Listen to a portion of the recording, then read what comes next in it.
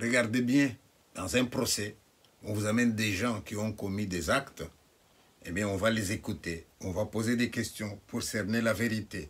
Mais avant de condamner ou de ne pas condamner, une question majeure qu'on va se poser, c'était de savoir cet acte-là répréhensible que vous avez commis. Est-ce que l'individu, l'accusé, il l'a commis de manière délibérée ou bien est-ce que c'était un accident qui lui est arrivé? Alors on va vous parler de l'activité volontaire.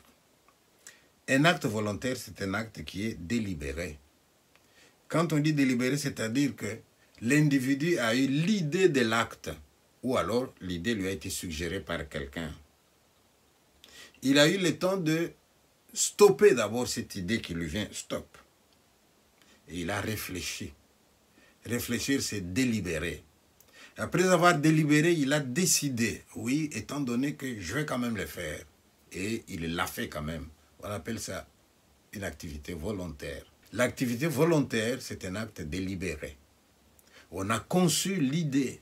On a eu le temps de stopper l'idée. On a eu le temps de réfléchir sur les raisons pour ou contre.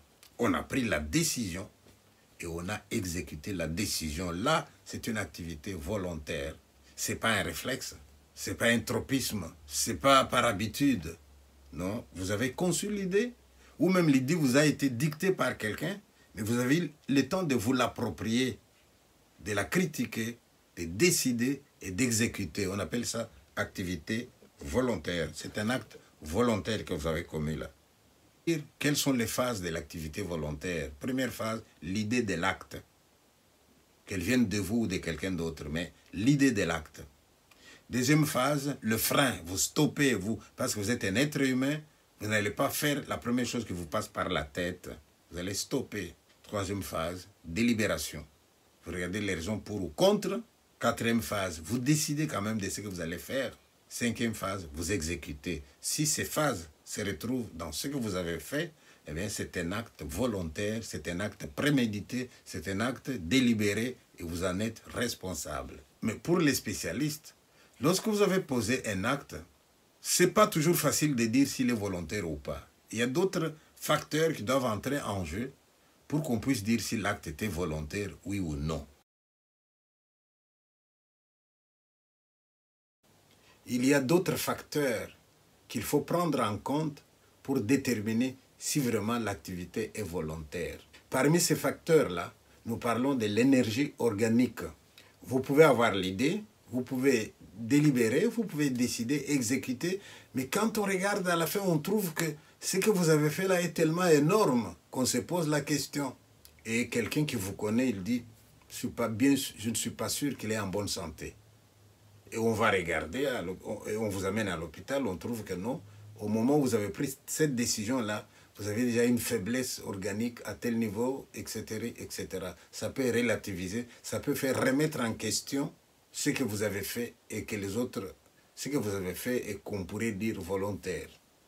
Donc il faut une certaine énergie de l'organisme pour pouvoir vraiment attester que l'activité est volontaire. Il y a aussi ce que nous appelons les tendances et les désirs. Imaginez qu'on vous a affamé pendant une semaine. Le désir de manger est tellement fort. Vous voyez de la nourriture et vous éprouvez un élan, une force qui vous pousse vers cette nourriture-là. Vous y allez. Est-ce qu'on va dire que c'était volontaire ou est-ce que la tendance était tellement forte que voilà, c'était irrésistible? Nous avons aussi ce qu'on appelle les motifs, la raison pour laquelle vous avez commis cet acte-là. Est-ce qu'il n'y arrive pas de moment où je fais quelque chose que je n'aurais pas dû faire, mais la raison est tellement forte qu'il faut que je le fasse? À ce moment-là, est-ce que c'est une activité volontaire, oui ou non? C'est des questions.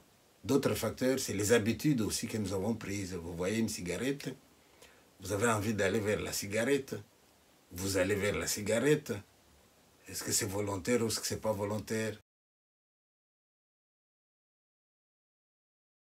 Est-ce que c'est important, la volonté dans la vie d'un homme? Mais oui, c'est la volonté qui dirige les autres facultés, qui vous empêche de réagir de manière impulsive. C'est la volonté qui a un contrôle sur notre sensibilité. Sinon, alors, on aurait des comportements instinctifs. La volonté développe, soutient l'intelligence.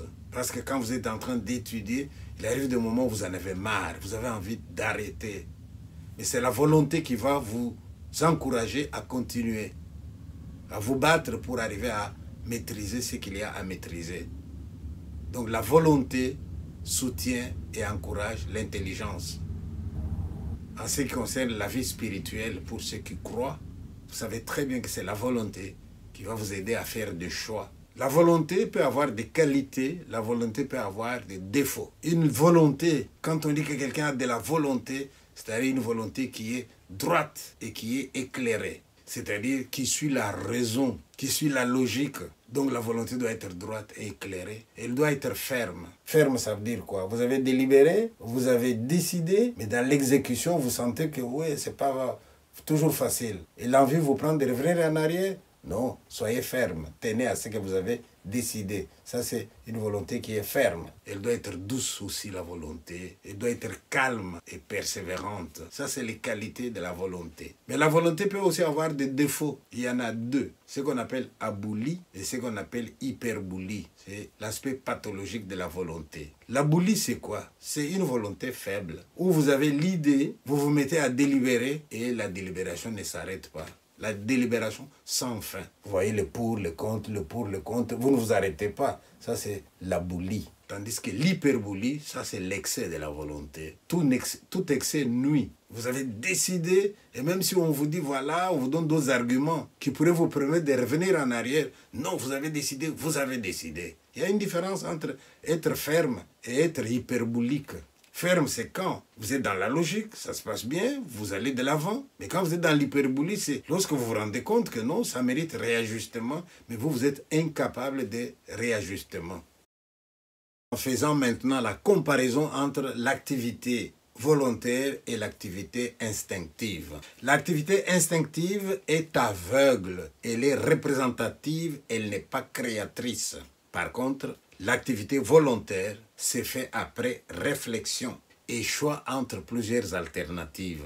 L'activité instinctive est parfaite dès la première manifestation. Exemple, un enfant qui vient, et l'enfant sait téter, n'a pas besoin d'entraînement, alors que l'activité volontaire est perfectible.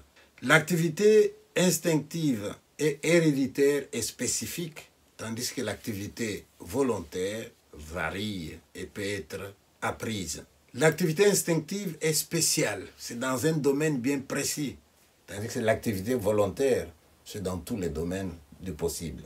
L'activité instinctive est intermittente, ça veut dire que ça se fait qu'à certains moments, à certaines époques, alors que l'activité volontaire, eh bien, on peut la faire à n'importe quel moment. Voilà pour le chapitre sur l'activité volontaire.